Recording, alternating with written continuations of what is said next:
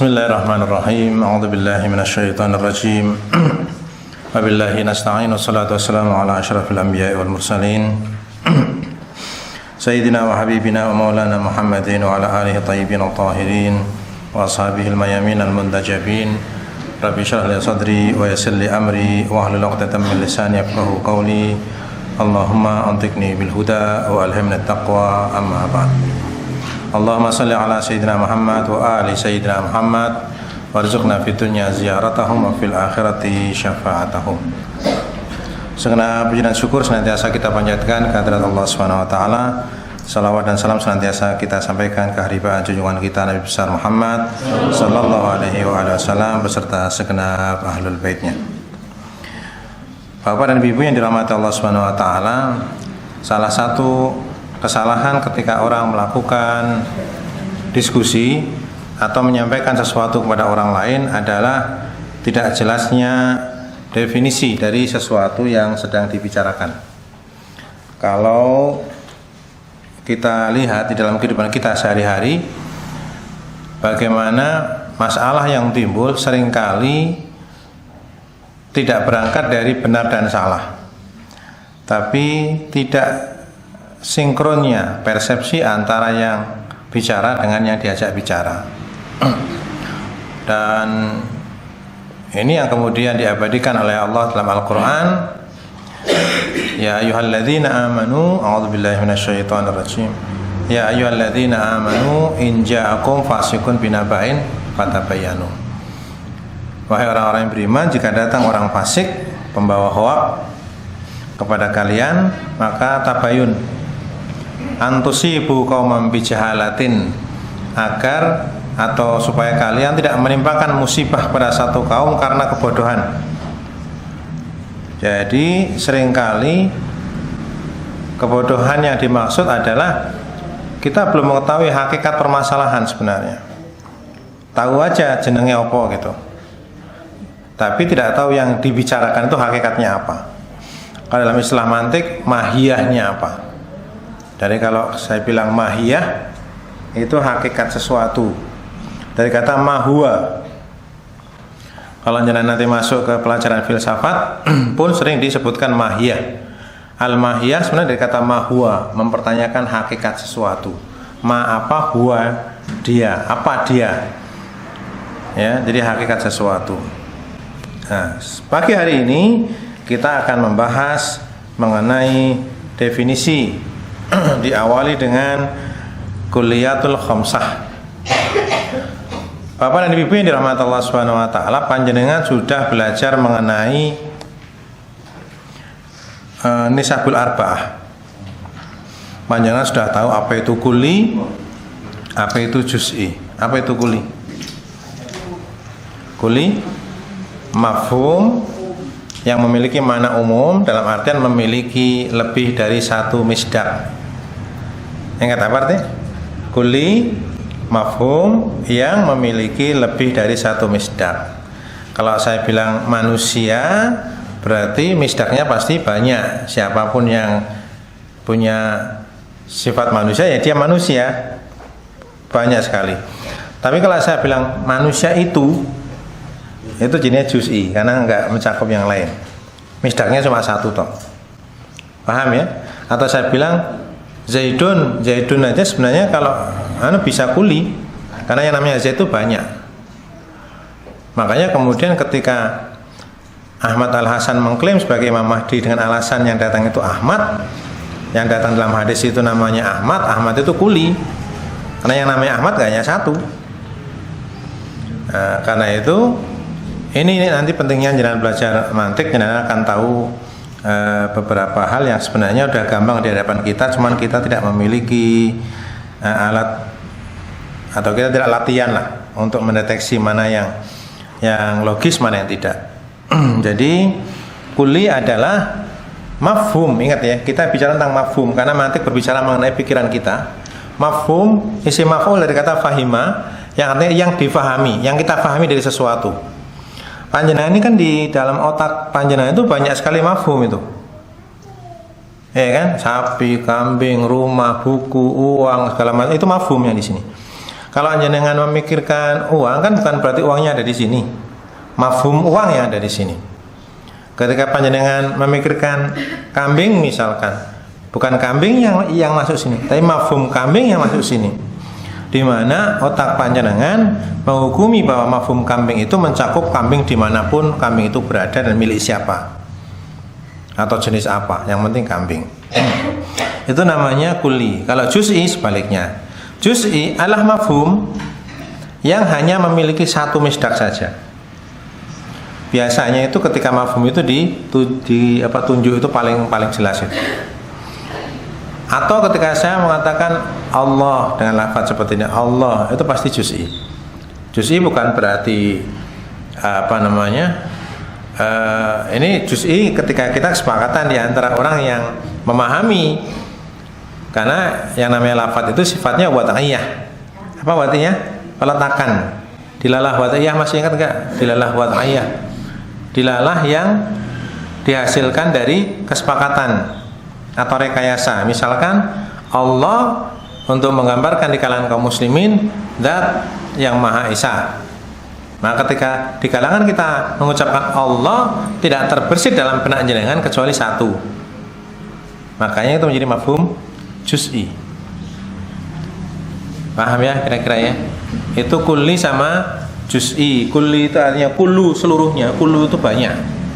Juz'i itu juz bagian artinya kecil, artinya sedikit ya. Jadi ada kulli, ada juz'i. Lah ketika panjenengan mendefinisikan sesuatu itu harus ada mafhum kulli, harus ada mafhum juz'i. Ya, atau bukan juz'i lah, mafhum yang merupakan mahiyah, nanti kita akan bahas. Dalam mendefinisikan panjenengan harus memahami yang namanya kulli dan juz'i. Sekarang begini, sebagai contoh, kalau saya mendefinisikan begini, manusia atau gini, Zaid adalah manusia, Zaid adalah manusia, maka saya mendefinisikan Zaid dengan mahiyahnya dia, dengan hakikatnya dia. Zaid adalah manusia. Paham ya? Zaid adalah manusia, berarti manusia ya si Zaid itu kan. Jadi kita mendefinisikan Zaid dengan hakikatnya dia, yaitu manusia. Kadang saya mendefinisikannya tidak dengan itu. Zaid adalah hewan yang berakal. Ya kan? Zaid adalah hewan yang berakal. Sekarang saya mendefinisikan Zaid tidak dengan hakikatnya dia, tapi dengan potongan-potongan mafhum, di mana yang satu bersifat umum dan yang satu bersifat khusus, meskipun bukan juz'i ya, bersifat khusus. Makanya kemudian ketika panjenengan mendefinisikan, itu diawali dengan satu mafhum yang umum yang berhubungan dengan dia, dan kemudian itu untuk menggiring. Kan sebenarnya orang mendefinisikan itu kan mengerucutkan gitu loh. Pertama misalkan Zaid adalah hewan, bukan binatang loh ya. Zaid adalah hewan. Artinya apa?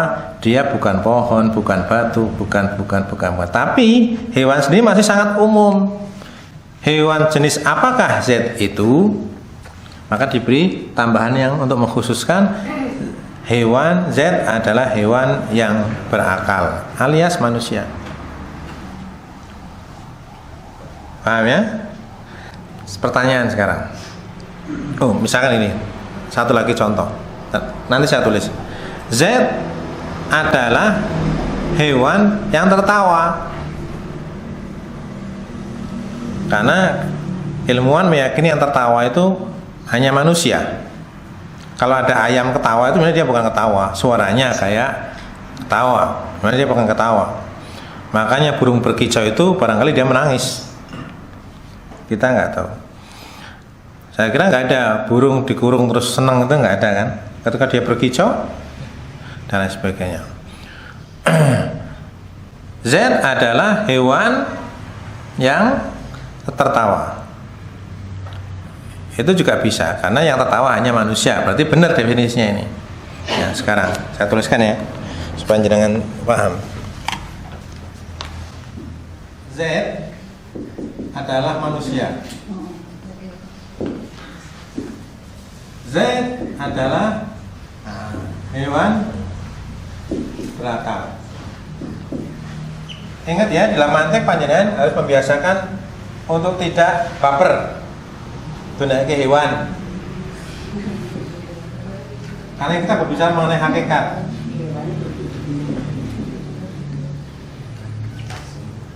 Ketika harus sepakat. Gimana? Kalau tertawa itu hanya manusia sudah sepakat. Ya, paling enggak kita sepakati dulu aja. Karena nanti kita mau membuat kaidahnya dulu. Nanti ini masih banyak faktor. Nanti ada tanya, kalau jin gimana mesti gitu. Kuntilanak kan ketawa gitu. Saya tahu maksudnya apa.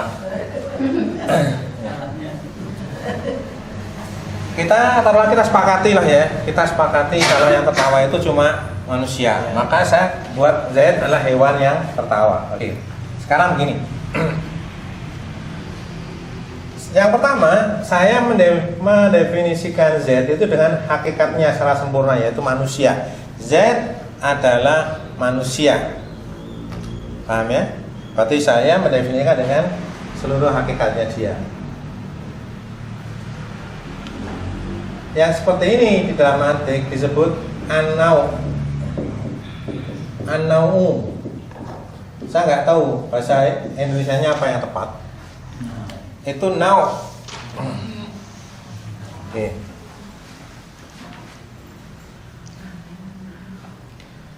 Perhatikan ya. Yang kedua, Z adalah hewan berakal. Saya mau tanya sama jenengan. Sekarang kita mendefinisikan Z sebagai hewan yang berakal. Hewan adalah bagian umum dari definisi Z, benar kan?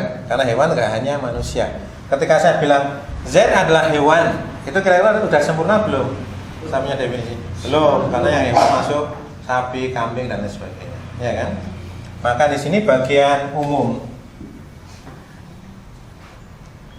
Bagian umum dari definisi.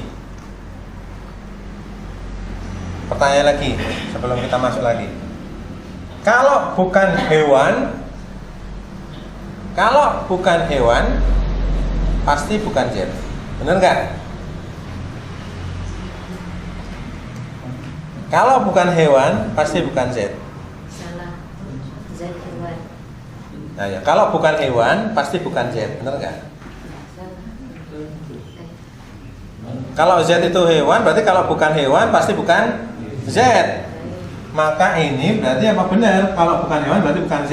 Maka di sini bagian umum dan tidak bisa diangkat dari hakikatnya Z. Mudah? Nanti kita akan lihat. Ini disebut jenis atau jins. Ini nau, ini al-jin, al-jinsu. Kurang gede ya?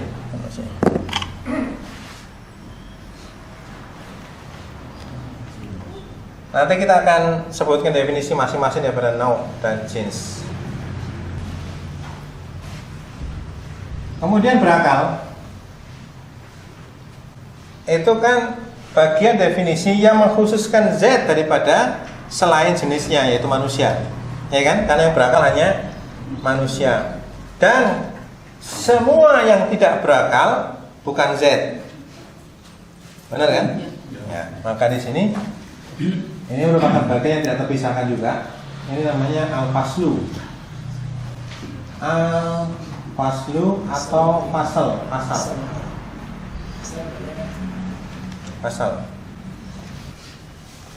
Yang ketiga, saya mendefinisikan Z sebagai hewan, ya, hewan yang tertawa. Kita sudah sepakati dulu, yang tertawa hanya manusia. Oke. Tapi pertanyaannya adalah, kalau tidak berakal berarti dia bukan manusia kan? Berarti bukan Z. Kalau tidak tertawa, tetap manusia apa bukan? Kalau tidak tertawa, tetap manusia apa bukan? Hah? Nggak tertawa. Misalkan dia nggak tertawa, Misalkan dia nggak tertawa. Saya ingin mengiring pada satu pengertian tertentu. Yang tertawa hanya, ingat ya, yang tertawa hanya manusia. Kalau dia tidak tertawa, dia manusia apa bukan? Manusia, masa manusia ketawa terus. Ini, ketika panjenengan melihat dari dua sudut yang berbeda, itu nanti berbeda ya. Ketika saya mengatakan yang tertawa hanya manusia, itu bukan berarti semua manusia tertawa loh ya. Yang tertawa hanya manusia, artinya yang bisa tertawa hanya manusia. Kalau pas dia tidak tertawa, dia berubah manusia, dia enggak? Nah, yang bersedih, sedang menangis, bukan manusia semua, enggak ada tertawa. Artinya, ini bagian definisi ini memang mengkhususkan Z dalam kelompok manusia, karena yang tertawa hanya manusia. Paham? Tapi tertawa ini bukan merupakan bagian yang tidak bisa diangkat dari manusia. Ya, makanya kemudian ini disebut apa? Arodhi, maaf, nanti tuh. Ini yang tidak bisa terangkat. Kalau ini ya sebagai perbandingan, ini nggak bisa terangkat dari manusia. Kalau bukan ini berarti bukan manusia kan? Kalau bukan hewan berarti bukan manusia. Kalau tidak berakal berarti bukan manusia. Kalau tidak tertawa, nggak masalah, tetap manusia. Tapi hanya manusia yang tertawa, makanya bisa dijadikan sebagai pembatas definisi. Manusia lah yang tertawa. Nah, perhatikan yang sebelah sini. Kuli dibagi dua. Ingat kuli apa tadi? Ada yang kuli dzati. Artinya kuli yang merupakan dat dalam definisi itu merupakan dat. Artinya dia nggak bisa diangkat, nggak bisa dibuang, nggak bisa dinafikan dari definisi itu. Contohnya, nau, jins, dan fasal. Ini termasuk dalam dzati.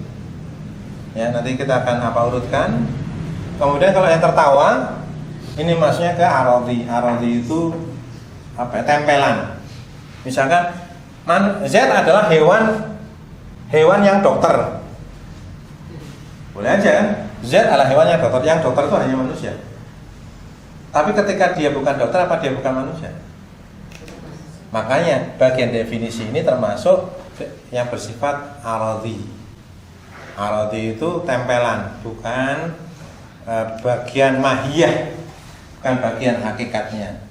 Kalau ini bagian hakikat Z ini. Manusia ya Z itu sendiri, hewan bagian Z, berakal juga bagian daripada mahiyahnya Z, di mana keduanya tidak mungkin dinafikan.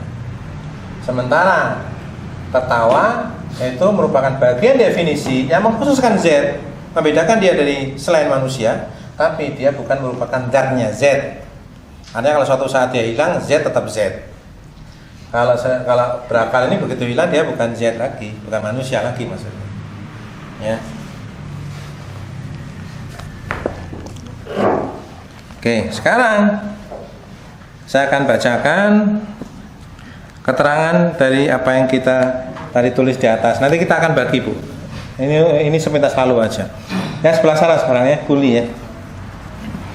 Kuli itu ada dua, adzati wal aradhi. Ada kuli dzati, ada kuli aradhi. Ingat kuli berarti mafhum kuli. Kalau saya bilang kuli berarti mafhum kuli, lawannya mafhum juz'i. Nah, kuli itu ketika jadi definisi, dia bisa menjadi bagian dari yang didefinisikan secara zat, juga bisa merupakan bagian dari yang didefinisikan tapi secara arad. Arad itu tempelan. Arodhi artinya itu tempelan, bukan zatnya dia, tempelan. Nah, saya bacakan, zati, kulli zati adalah wal mahmul alladzi tataqawwamu dzatul mawdhu' bihi ghairu kharij anha.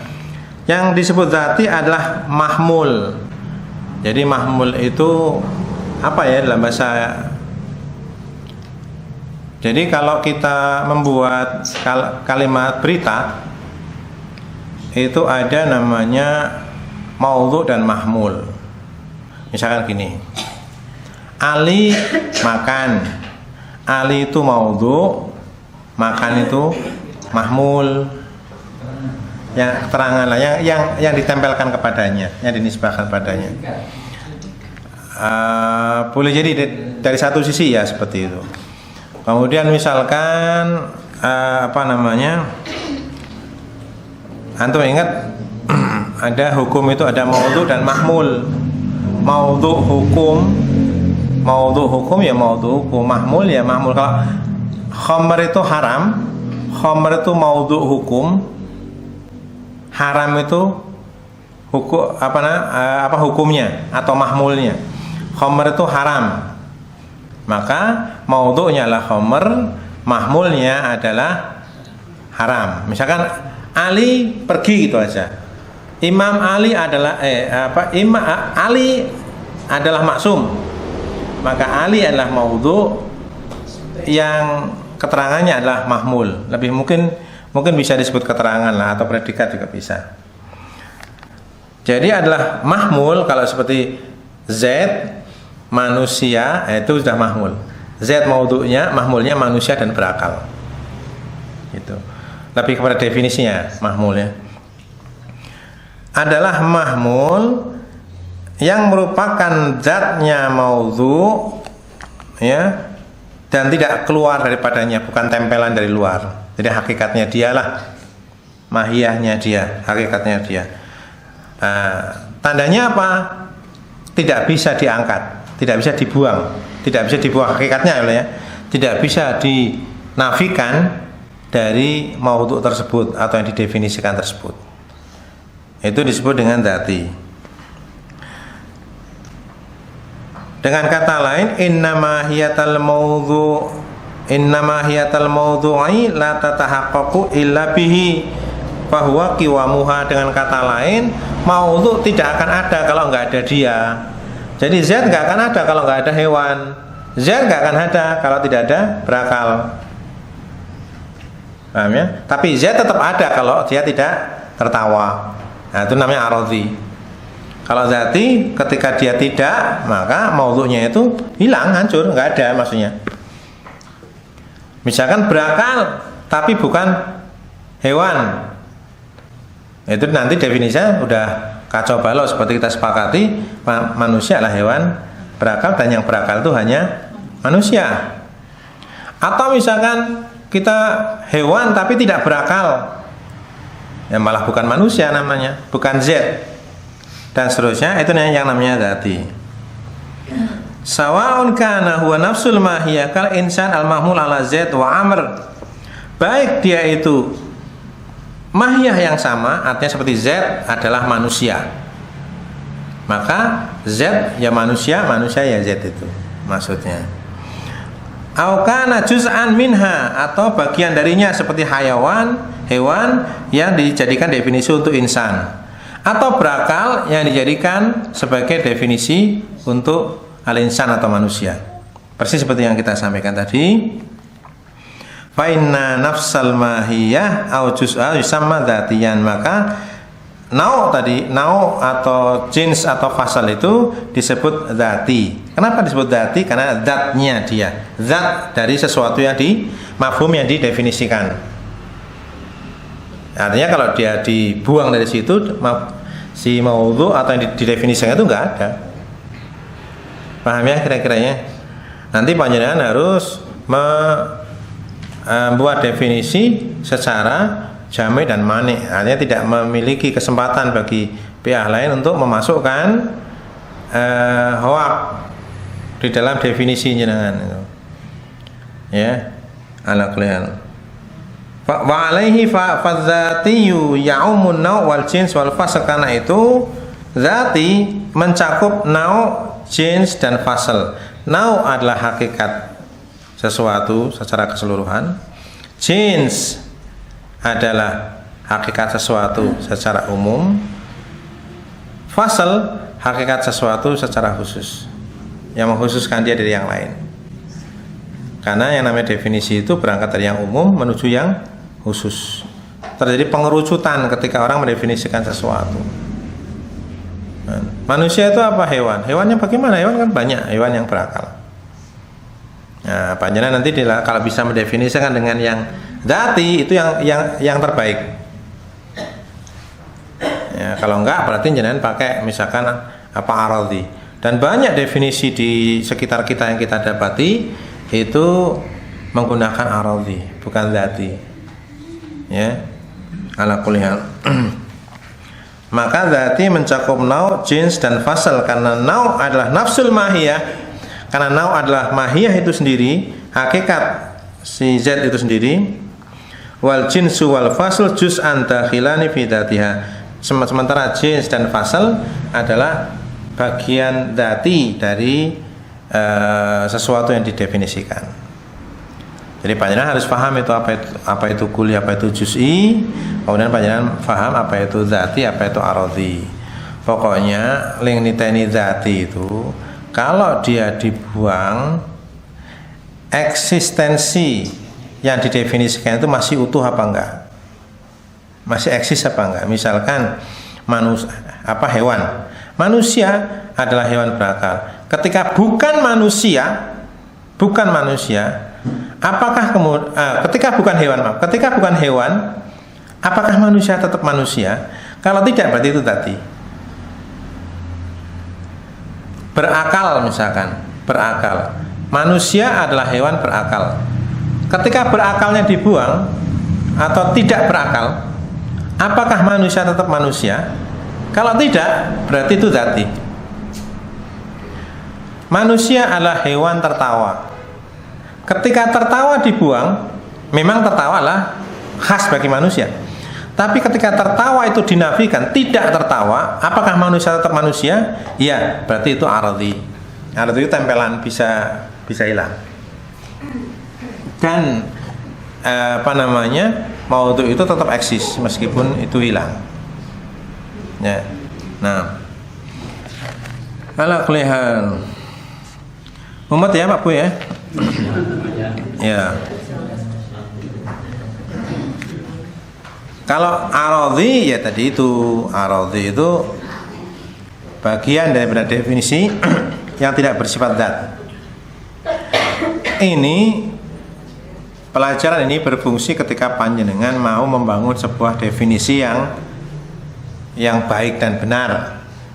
Definisi yang tidak memiliki cacat untuk diserang oleh pihak lain dalam definisi itu.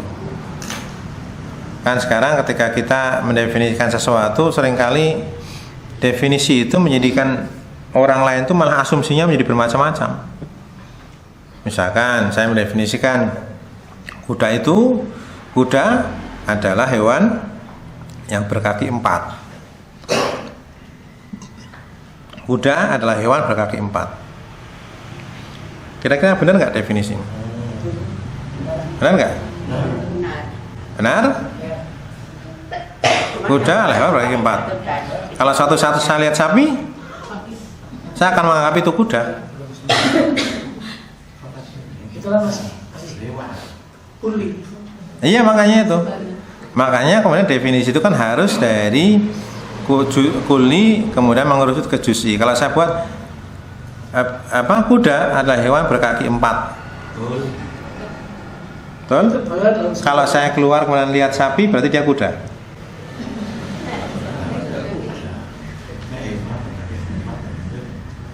Jangan sampai ada celah. Panjenengan buat definisi, jangan sampai ada celah untuk orang menggugurkan definisi jenengan. Kuda adalah hewan yang berkaki 4. Benar, tapi salah. Artinya apa? Kalau saya keluar kemudian saya lihat sapi, oh itu kuda, karena kakinya 4 dan hewan.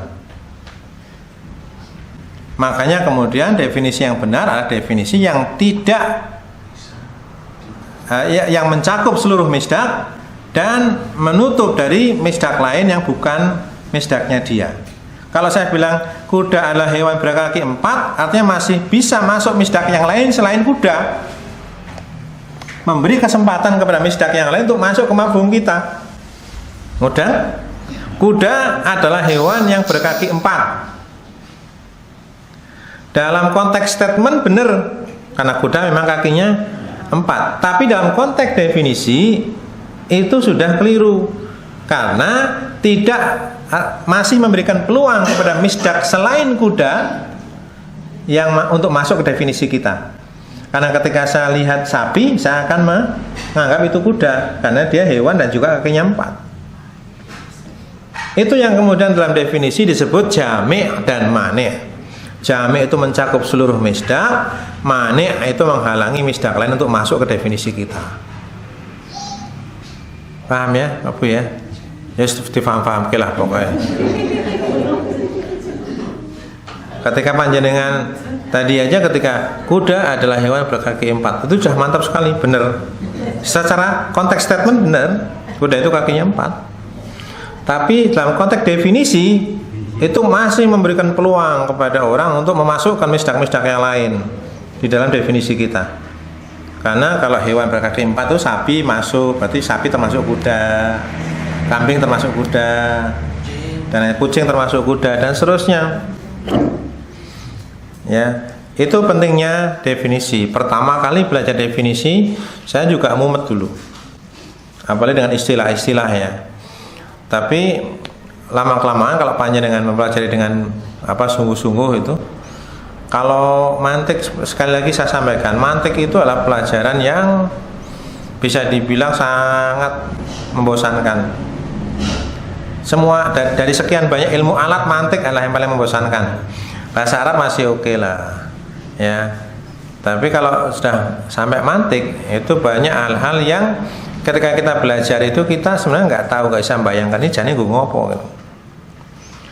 Tapi itu akan jenengan rasakan ketika panjenengan mengolah terus menerus. Mantik itu kayak tenaga dalam. Ketika panjenengan mempelajari, dilatih terus menerus, dia akan keluar dengan otomatis. Memang pertama tetap kita mempelajari daki-daki gitu, tapi suatu saat itu akan keluar dengan otomatis. Makanya definisi mantik kan alatun qanuniyatun taqsimu mura'atuha adzihna 'anil khata'i fit tafkir. Definisi mantik itu adalah alatun qanuniyah, alat yang berisi undang-undang.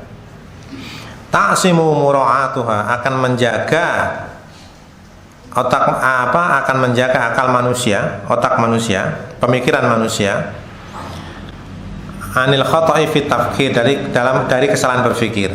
Permasalahannya siapa menjaga? Taqsimu mura'atuha, latihan jenengan, kedisiplinan jenengan terhadap ilmu itu yang akan menjaga panjenengan. Tidak semua orang belajar mantik itu pemikirannya logis. Tidak semua orang belajar masak itu pintar masak. Karena semua tergantung kepada bagaimana dia melatih indera untuk mencicipi beberapa bahan masakan misalkan dan lain sebagainya. Ini kita membicarakan definisi ya. Definisi. Artinya panjenengan punya tugas plus, tidak hanya mengkabarkan sesuatu tapi mempertahankan sesuatu. Kalau statement kan cuma mengkabarkan sesuatu. Makanya kalau kuda itu hewan kaki 4 itu benar, nggak salah secara statement. Tapi secara definisi, karena di statement itu tidak ada kewajiban panjenengan mempertahankan itu.